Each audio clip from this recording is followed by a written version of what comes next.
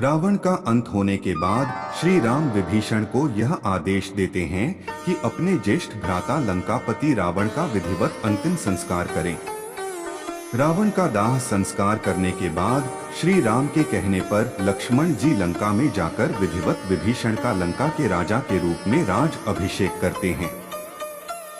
लंका का राजा बनने के बाद विभीषण जी श्री राम की सेवा में आते हैं, जहां श्री राम विभीषण का अभिनंदन करते हैं और उनसे कहते हैं कि अब वह देवी सीता को सम्मान के साथ उनके पास पहुंचा दें।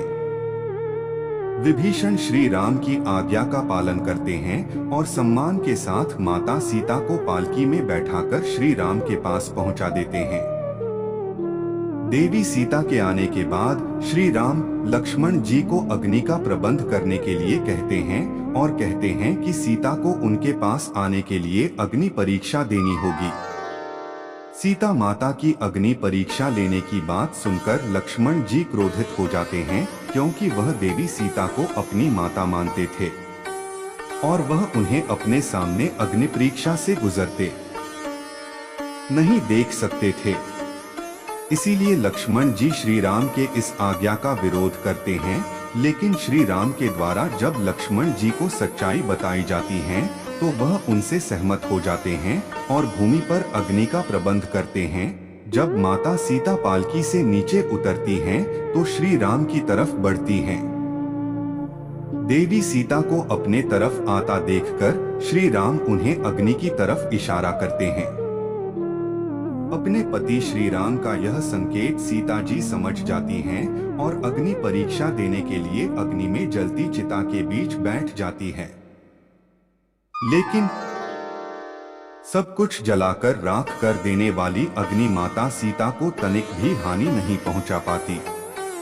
अग्नि में भी माता सीता को सकुशल देखकर वहां पर उपस्थित सभी को माता सीता के पवित्रता और पतिव्रत धर्म का साक्ष्य मिल जाता है और वे सभी उन्हें नमस्कार करते हैं। अग्नि परीक्षा से गुजरने के बाद माता सीता श्री राम के समक्ष आकर उनसे मिलती है। यह सब देखकर श्री राम के पिता राजा दशरथ स्वर्ग लोक से आते हैं और श्री राम सीता और लक्ष्मण को आशीष देते हैं। इस सब के बाद श्री राम को यह चिंता होने लगती है, क्योंकि भरत में श्री राम के चरणों की शपथ लेकर कहा था कि यदि वनवास की अवधि पूर्ण होने के बाद एक दिन भी अगर देर हुई तो वह अग्नि समाधि ले लेंगे, और उनके 14 वर्ष के वनवास की अवधि समाप्त होने में कुछ ही दिन शेष थे। अपनी चिंता का कारण श्री राम ने जब विभीषण जी को बताया तो विभीषण जी ने उन्हें इसका समाधान देते हुए रावण के पुष्पक विमान का जिक्र किया। तब विभीषण ने बताया कि रावण का पुष्पक विमान जो उसने स्वयं कुबेर से छीना था, और यह विमान बहुत तीव्र गति से चल सकता है और इच्छा अनुसार अपना आकार बढ़ा या घटा सकता है। इसलिए इस पुष्पक विमान में बैठकर आपके संग हम सभी अयोध्या चलेंगे। तब श्री राम लक्ष्मण माता सीता के साथ साथ विभीषण सुग्रीव हनुमान जामवंत अंगद नल नील आदि सभी पुष्पक विमान में बैठकर अयोध्या की तरफ चल पड़ते हैं। आते हुए वे रास्ते में अपने मित्र निषादराज से मिलते हैं तथा माता सीता गंगा नदी पर उतारकर गंगा नदी की पूजा करती हैं। उसी समय श्री राम हनुमान को आदेश देते हैं कि वह तुरंत जाकर भरत को उनके आने की सूचना दें।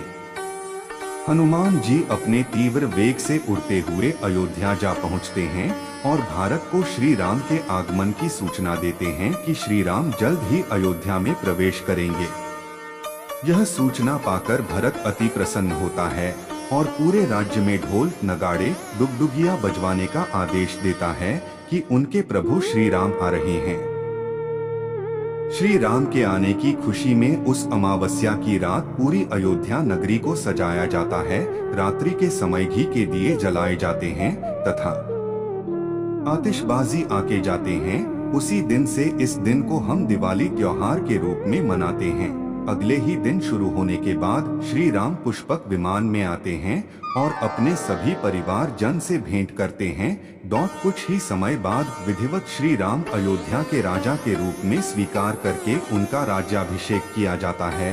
और उनके राज्य में समस्त प्रजा श्री राम जैसा धीर वीर गंभीर और मर्यादा पुरुषोत्तम राजा पाकर धन्य होती है और अयोध्या में राम राज्य की स्थापना हो जाती है। वास्तव में रामायण हमारे जीवन मूल्यों का आधार है, जिसके आदर्शों पर एक मनुष्य को चलना चाहिए। इसमें श्री राम के जीवन कथा को दर्शाया गया है, जिसमें वह अपने कर्म के बंधनों में बंध कर कैसे दुख उठाते हुए भी धर्म के मार्ग पर चलते हैं, जिसमें अंत में उनकी विजय होती है। कोई भी मनुष्य दानव कितना भी अधिक शक्ति प्राप्त कर ले या कितने भी वरदान प्राप्त कर ले, यदि वह बुराई पर चलता है और अधर्म का मार्ग चुनता है, तो भगवान स्वयं आकर उसके अहंकार का अंत करते हैं। यही रामायण में भी विदित है कि तीनों लोकों का अधिपति होते हुए भी रावण का वध एक मनुष्य के द्वारा होता है। रामायण हमें यह शिक्षा देती है कि यदि पिता हो तो दशरथ जैसा, जिसने अपने पुत्र मोह में प्राण त्याग दिए थे। पुत्र हो तो श्री राम जैसा, जिसने अपने पिता के वचनों का मान रखने के लिए हंसते हुए 14 वर्ष का वनवास स्वीकार किया। भाई हो तो लक्ष्मण जैसा, जिन्होंने 14 वर्ष तक अपने बड़े भाई राम की निश्चल सेवा की तथा उनके हर कार्य में और दुखों में उनकी सहायता की। पत्नी हो तो माता सीता जैसी, जिन्हों में एक राजा की पुत्री होते हुए तथा एक राजा की पत्नी होते हुए भी साधारण मानव की तरह वनवास के दुख भोगने पड़े। उसके पश्चात भी जिन्होंने अपने पतिव्रत धर्म को सर्वोपरि रखते हुए एक नारी की मर्यादा को सार्थक किया। मित्र हो तो सुग्रीव जैसा, जिसने अपने वानर होते हुए भी मित्र के लिए किष्किंधा से लंका तक और रावण के अंत तक श्री राम का हृदय से साथ दिया। भक्त हो तो हनुमान जैसा, जिन्होंने श्री राम की भक्ति को सर्वोपरि रखा। स्वयं भगवान शिव का रुद्र अवतार होने के बावजूद भी उन्होंने खुद को तुच्छ बताया और हमेशा श्री राम का गुणगान किया। इसमें यह दिखाया गया है कि स्वयं भगवान को भी एक वनवास के रूप में कष्ट भोगने पड़े थे, क्योंकि यह सभी मनुष्य के कर्मों का परिणाम होता है जो उन्हें भोगने ही पड़ते हैं। सर्वशक्तिमान होते हुए भी भगवान विष्णु ने मनुष्य के रूप में जन्म लेकर अहंकारी और अत्याचारी असुर रावण का वध किया, जिसमें सर्व समर्थ होते हुए भी उन्होंने वानर और भालू की सेना की सहायता ली। इससे यह भी शिक्षा मिलती है कि चाहे कोई कितने भी ऊंचे पद पर हो या कितना भी शक्तिशाली क्यों ना हो, उसे अपने से छोटे और तुच्छ प्राणियों को भी अपने साथ मिलाकर चलना चाहिए, तो उसकी विजय निश्चित होती है।